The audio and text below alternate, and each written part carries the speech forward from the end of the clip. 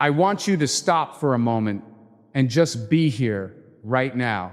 Take a breath, let your shoulders drop, and listen to the sound of my voice. There is nowhere else you need to be, nothing else you need to prove, and no mask you need to wear for the next hour. You have been running at a pace that cannot sustain itself, carrying demands that were never entirely yours to bear, yet you show up every single day, pretending the load is light. I am not here to sell you a fantasy, nor am I here to tell you that everything is fine when your own spirit is whispering the exact opposite. This is not motivation, this is a mirror.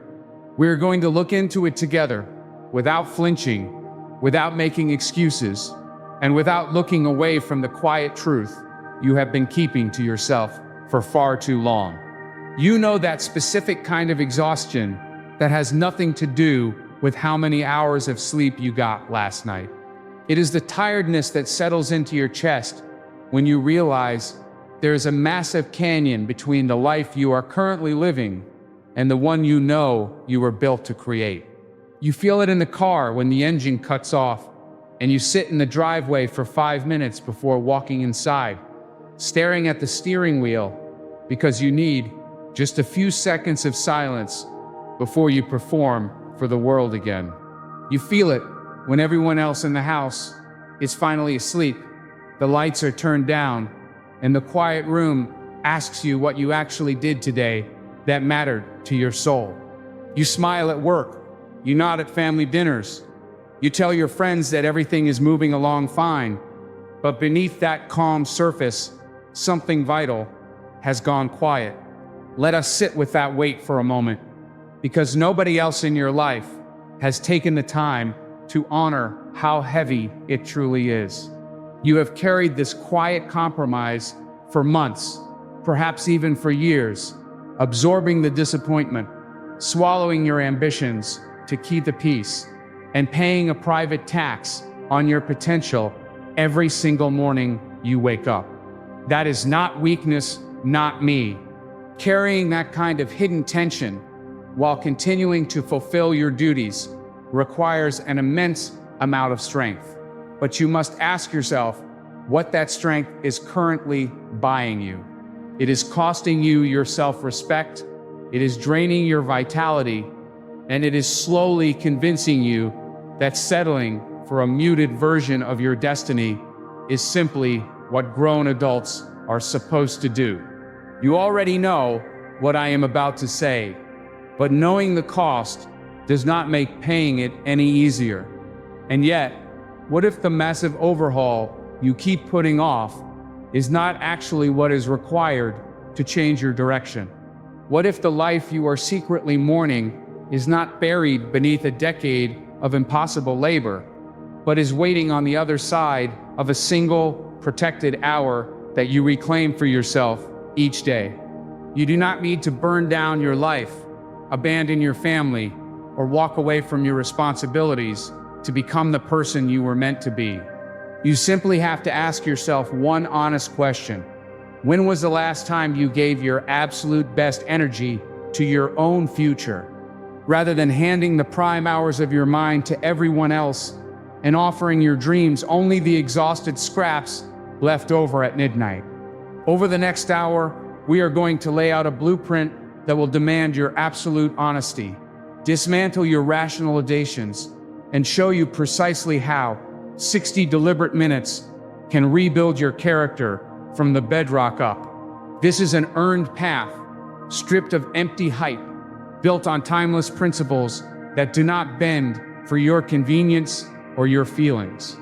By the time we finish this conversation, you will not feel pumped up.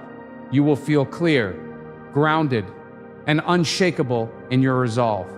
You will return to that quiet car, to that darkened room, and to that mirror in the morning, but you will not look at yourself with quiet despair anymore. You will look at a person who has finally decided to stand up and claim their life. We must begin by examining what I call the ledger law, because every ambition you possess comes with an invisible invoice that must be settled in full before any harvest appears. The modern world loves to display the outward symbols of achievement, the freedom, the authority, the finished mastery, while deliberately hiding the transaction that made those outcomes possible. Real success is not an accident of good fortune. It is a cold, mathematical ledger where every single entry demands a payment in the currency of your actual life. You cannot negotiate with the ledger. You cannot pay it with good intentions, and you cannot ask for a discount because your circumstances happen to be difficult. The clock doesn't negotiate. Every day you either credit your future with disciplined action or you borrow against it through comfort and delay. Consider the debts paid in complete silence by anyone who has ever built something enduring. The first debt is the surrender of casual comfort, which means choosing the friction of focused effort over the easy anesthesia of mindless distraction. When you decide to claim 1 hour a day for your craft, your mind, or your physical strength, you are actively choosing to endure the discomfort of feeling slow, awkward, and incapable during that hour. You are trading the instant gratification of scrolling through someone else's manufactured reality for the grueling labor of building your own. That trade feels unfair in the beginning because the cost is immediate while the return is delayed. But that is the exact filter that separates those who dream from those who actually construct a life. The second debt recorded on the ledger is the loss of shallow approval from people who are content with mediocrity. When you begin to carve out an unmovable hour of devotion every single day, the people around you will notice the shift, and many of them will not like it. They will call you obsessive. They will tell you that you are changing, and they will subtly invite you to relax and join them back in the warm bath of average living. Your commitment acts as an uninvited mirror to their own neglected potential, and human nature will always try to break the mirror rather than face the reflection. You must pay the price of being misunderstood. You must accept the quiet isolation of the early morning, and you must let their opinions fall away without offering a defense. Then there is the crushing debt of your own ego, which must be systematically broken down every time you enter that dedicated hour. You like to believe that you are already capable, that you possess natural talent, and that you are only a few lucky breaks away from greatness. But the blank page, the heavy barbell, or the complex skill will expose the truth within 30 seconds. It will show you exactly how undisciplined your mind is, how fragile your focus has become, and how little you actually know. You have to be willing to look foolish in your own private room, day after day, laying down your pride so that genuine competence has room to grow. If your ego is too fragile to endure being a beginner in silence, you will spend your entire life pretending to be a master in public. Be honest with yourself right now. What debts have you been trying to avoid paying while still expecting the ledger to show a profit? Have you been expecting deep physical vitality without paying the daily tax of physical exertion and nutritional restraint? Have you been waiting for financial sovereignty while continuously spending your precious mental energy on low-value entertainments that leave you empty? You cannot cheat the arithmetic of character. Every compromise you make in secret is recorded. Every excuse you whisper to your pillow compounds with interest, and eventually, the bill arrives in the form of quiet regret. You don't need more information. You need more honesty. You need to acknowledge the debt, open the ledger, and make your first payment today.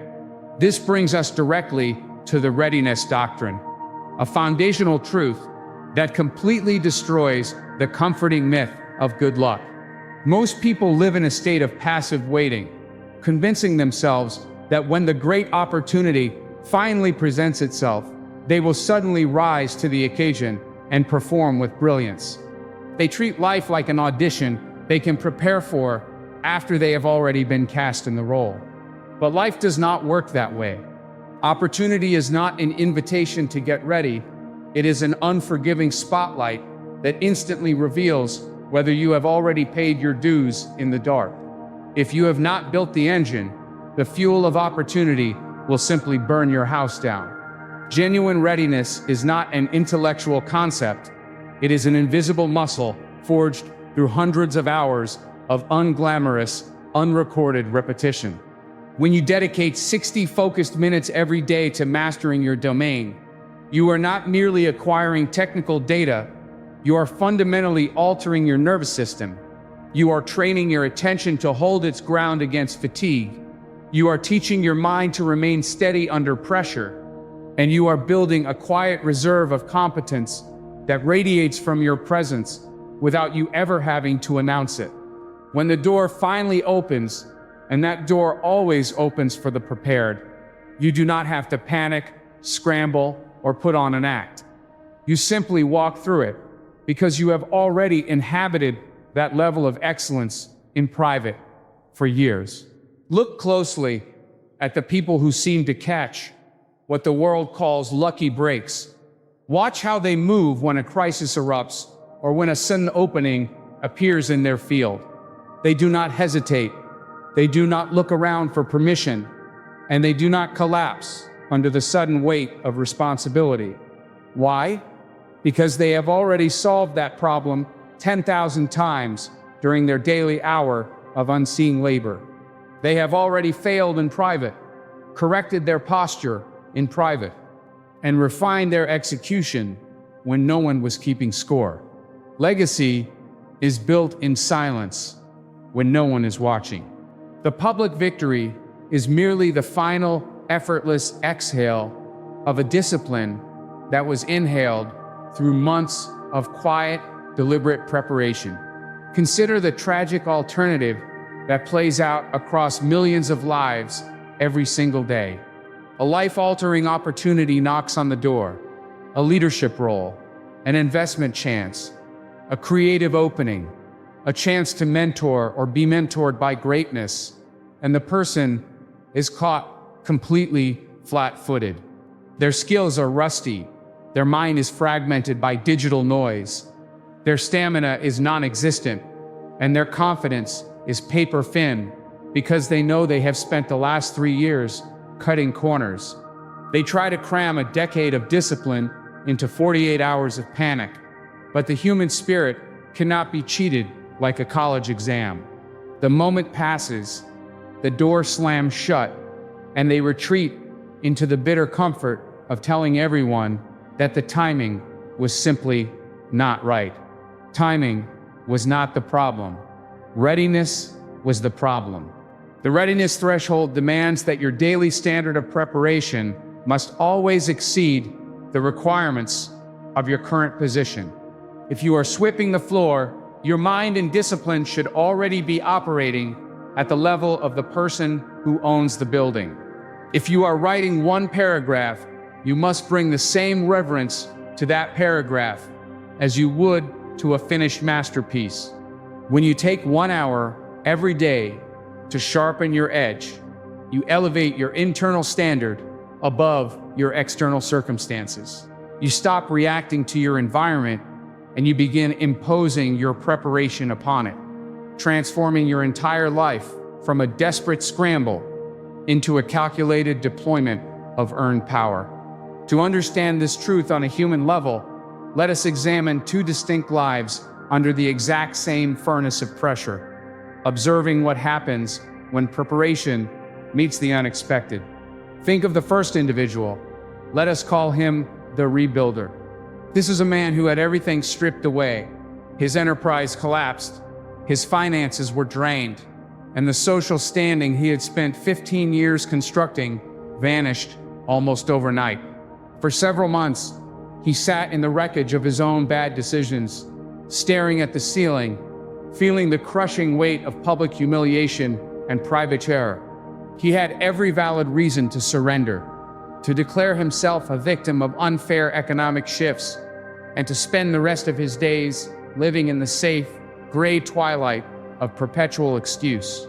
Instead of surrendering, this man instituted a single, non-negotiable rule: every morning at 5 o'clock, before the noise of his creditors and the panic of his mind could claim him, he would sit at a small wooden desk for exactly 60 minutes.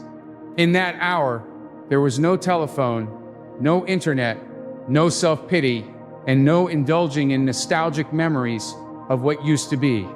He used those 60 minutes to study his past errors with clinical precision, to re-educate himself on the fundamental mechanics of his craft, and to execute 3 critical strategic tasks for his new beginning. Some mornings his hands shook with anxiety. Some mornings he wrote only 3 lines because the mental resistance was suffocating. But he never missed the hour. He treated that single block of time as the sovereign territory of his soul. Over the course of 18 months, that single daily hour acted like a silent hydraulic press, slowly lifting his life out of the mud. He was not working 80 hours a week. He was working 1 hour with absolute terrifying purity, and then carrying the calm residue of that discipline into the rest of his daily labor. While his competitors were running around in frantic circles, exhausting themselves with busy work that produced no real leverage, he moved with the surgical precision of someone whose mind was anchored in daily mastery. He rebuilt his foundation, not on the fragile sands of external hype, but on the unshakable bedrock of earned competence. When the market shifted again, he did not just survive, he stood entirely upright, unshakable, because he had already faced the worst in himself and conquered it in the dark. Now look at the second individual. Let us call him the drifter. This is a person of undeniable raw talent, possessing a quick intellect, natural charm, and an effortless ability to perform well enough to get by without ever truly straining himself. For years, things came easily to him. He glided through school, secured respectable positions, and received steady praise for work that required only 30% of his actual capacity. Because he never had to fight for his competence, he never established a daily sanctuary of disciplined effort. He told himself that he worked best under pressure, that routine was the enemy of his spontaneous genius, and that when the real challenge finally arrived, he would simply turn on his brilliance and dominate the field. Then the furnace arrived, as it inevitably does for every living soul. A profound personal crisis intersected with an aggressive professional disruption, demanding sustained focus, deep emotional resilience, and technical precision over a span of several months. The drifter tried to rely on his old tricks, the charm, the late-night panic sessions, the superficial polish, but the challenge was too deep, the stakes were too real, and the furnace did not care about his charisma. Within 12 weeks, his focus shattered, his confidence disintegrated into paralyzing anxiety, and his entire structure collapsed inward. He did not fail because he lacked talent. He failed because he possessed no internal fortress built through daily, unglamorous labor. He was a magnificent ship built with unseasoned timber, looking glorious in the calm harbor, but splintering at the very first touch of the open ocean. Look at these 2 archetypes and ask yourself the mirror question: which of these paths are you currently walking? Are you resting on the fragile laurels of what you used to be able to do, coasting on natural ability, while your daily discipline rots away in the shadows? Or are you, like the rebuilder, slowly laying down bricks in secret, knowing that the storm is coming and that only what is deeply rooted will remain standing when the wind begins to howl? You cannot fake the internal density that comes from showing up every day when you do not feel like it. You cannot buy the poise of a person who has mastered their own mind for an hour before the world woke up. You either build that fortress today, or you become the casualty of tomorrow's unavoidable storm. To build that inner fortress, you must first wage an uncompromising war to protect your attention. Because attention, not time, is the ultimate currency of human existence. You can possess all the time in the world, but if your attention is shattered into 1,000 jagged pieces by constant interruption, you are functionally bankrupt. The modern world is engineered with terrifying sophistication to extract your focus, package it, and sell it back to you in exchange for cheap dopamine and meaningless agitation. Every ping, every notification, every breaking headline is a direct assault on the sovereign territory of your mind, designed to keep you in a state of low-grade anxiety where deep thought becomes entirely impossible. There are three primary thieves that constantly pick the pockets of your potential. And the first is manufactured urgency. This is the false belief that every email must be answered immediately, that every piece of cultural noise requires your opinion, and that being constantly responsive is the same thing as being productive. When you allow external demands to dictate where your mind lands from minute to minute, you become a puppet dancing on strings pulled by people who do not care about your legacy in the slightest. You spend your entire day putting out tiny fires that do not matter, only to collapse in bed with the haunting realization that the grand architecture of your own life remains entirely unbuilt. The second thief is the toxic habit of weighing the opinions of people who have never built anything of enduring value themselves. You dilute your focus by worrying about what your peers, your neighbors, or anonymous voices on the internet might think if you change your course, if you fail, or if you separate yourself from the herd. You must realize that most people offer commentary not to help you grow, but to validate their own safe, unexamined choices. When you give their casual remarks power over your daily discipline, you are effectively letting people who have surrendered their own dreams direct the execution of yours. Close the windows, lock the doors, and stop allowing uninvested spectators to sit in the jury box of your life. The third thief is the most insidious of all: your own untested, unexamined fear. This is the subtle voice that whispers that you are not ready yet, that you need to read one more book, take one more course, or wait for the stars to align before you begin your serious work. This fear disguises itself as prudence, but it is nothing more than cowardice wrapped in the respectable language of preparation. It wants you to stay in the waiting room of life because the waiting room is safe, comfortable, and free from the threat of public failure.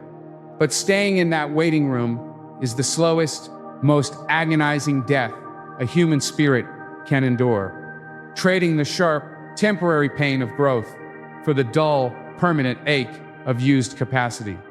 To crush these thieves, you must construct what I call the attention fortress around your daily hour of power. The protocol is absolute and non-negotiable. During those 60 minutes, your digital devices are placed in another room, completely silenced and severed from your physical reach. The door is closed, your environment is stripped of all visual clutter, and you make it unmistakably clear to the world that you are unavailable. This is not being selfish. This is an act of supreme stewardship over the life you have been given. If you cannot protect 60 minutes out of 1,440 minutes in a single day, you do not own your life. Your distractions own you. When you enter the attention fortress, your entire nervous system will initially rebel against the silence. Your brain, addicted to the constant sugar rush of digital stimulation, will scream for a distraction, offering you every plausible excuse to stand up, check a message, or clean a countertop. You must sit through that storm with absolute calm immobility, watching the urge rise and fall like a wave against a rock. After 10 or 15 minutes of this disciplined refusal to flinch, the static will begin to clear, the mental fog will lift, and you will drop into that rare, deep state of cognitive power where true breakthroughs actually occur. That is the place where books are written, where systems are designed, where character is forged, and where the course of a human destiny is quietly altered forever. This daily hour within the fortress initiates a profound, cyclical transformation that I call the mastery spiral. Understand this clearly. Human development is not a straight, gentle staircase where you simply climb higher with every passing day in effortless progression.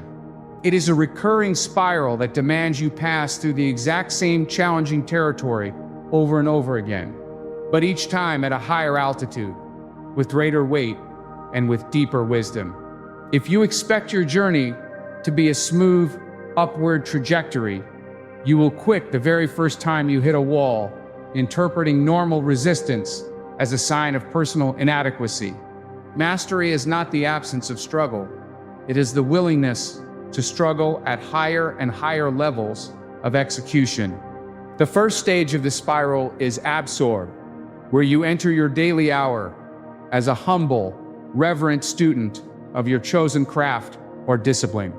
Here, you put away your assumptions, quiet your opinions, and take in the deep principles, fundamental mechanics, and timeless standards established by those who walk this path before you. You do not skim, you do not look for shortcuts, and you do not try to innovate before you have mastered the basics. You absorb the material with the deep, quiet concentration of an apprentice carving his first joint under the watchful eye of a master builder, letting the weight of real excellence humble your ambition into true focus. The second stage is struggle, where the theory collides violently with your current lack of skill, producing immediate cognitive and physical friction. This is the point where most people abandon their daily hour because the work feels hard, unnatural, and deeply frustrating. You try to write the chapter and the words come out flat. You try to lift the weight and your form breaks down. You try to study the complex system and your mind feels dull and slow. You must learn to love this exact friction, because the struggle is not a barrier to your progress. The struggle is the progress taking place. When your brain is straining to solve a difficult problem, it is physically laying down new neural pathways that will eventually make that difficult task feel second nature. The third stage is break, the unavoidable moment when your old identity, your outdated strategies, and your fragile self-image are completely shattered by the demands of the work. You will hit a plateau that hard work alone cannot breach, or you will produce something that you thought was brilliant, only to realize it is entirely mediocre. This is the crucible of character. Weak individuals retreat back to their old habits when they break, blaming the system or the timing. But the disciplined soul recognizes that the breaking is a sacred necessity. Your small, comfortable idea of what you are capable of must be crushed so that a wider, more powerful capacity can be constructed in its place. The fourth stage is rebuild, where you pick up the fragments of your understanding and assemble them with new precision and deeper humility. In this phase of your daily hour, you do not repeat the old errors. You analyze the fracture points, adjust your technique, and reconstruct your approach based on what the failure taught you. You begin to see patterns that were invisible to you when you were merely copying others, developing an intuitive grasp of the work that can only be earned through surviving the break. Your confidence during this stage is no longer based on positive thinking or borrowed enthusiasm. It is based on the undeniable evidence of your own resilient labor. The fifth stage is test, where you take the newly reconstructed skill and subject it to ruthless, real-world conditions without any safety net. You submit the manuscript, you deploy the code, You step into the arena, or you apply the new financial discipline in the face of intense temptation. You do not look for an easy environment to validate your progress. You seek out the pressure because you know that untested strength is merely an illusion waiting to be shattered. The test will reveal any remaining weaknesses in your armor, offering you clean, unemotional feedback that shows you precisely where your execution still needs refinement. The final stage of the spiral is elevate, the moment where the discipline you have practiced in the dark becomes your new baseline of effortless performance.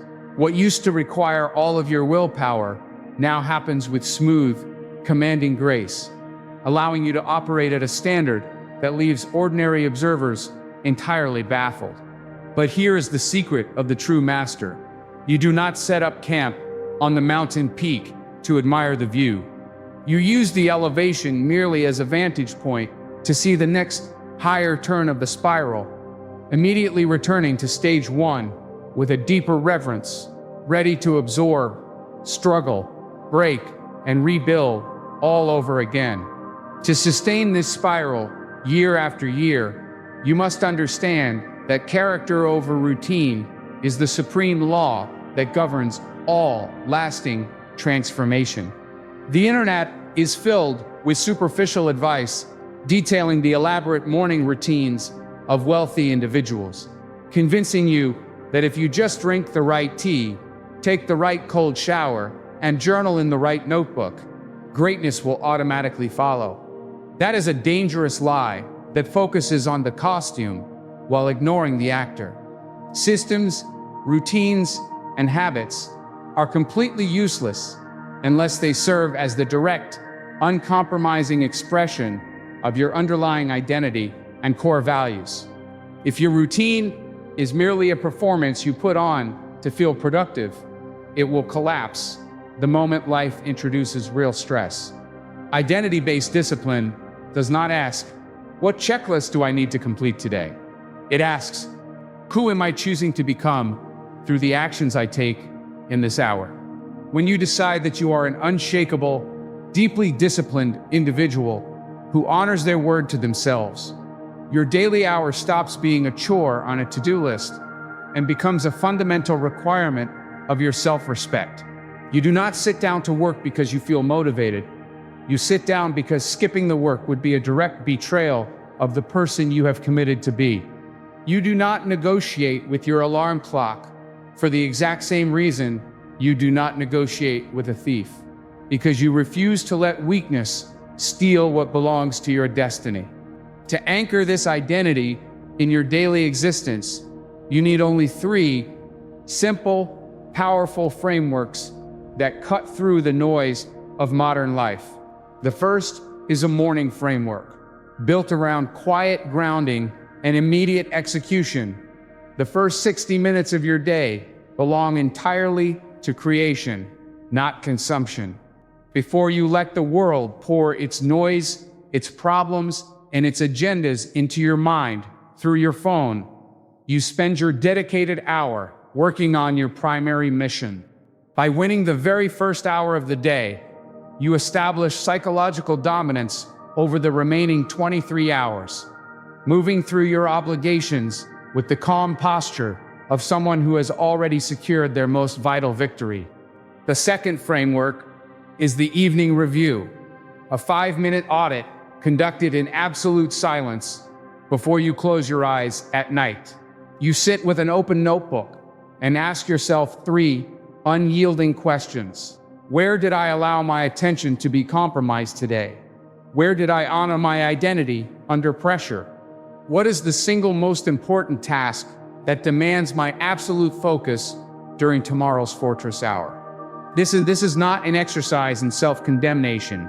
It is a clinical, honest debriefing designed to close out the day's ledger, clear your mental slate, and ensure that you wake up with absolute clarity of purpose rather than wandering into the morning half asleep. The third framework is the establishment of one non-negotiable that serves as the unbreakable keystone of your entire character. This is a single, specific standard that you refuse to compromise, regardless of travel, illness, emotional state, or external chaos. For some, it is the daily hour of intense creative work. For others, it is 60 minutes of rigorous physical training or dedicated study. When you establish one area of your life where your discipline is absolute and non-negotiable, that integrity bleeds into every other domain.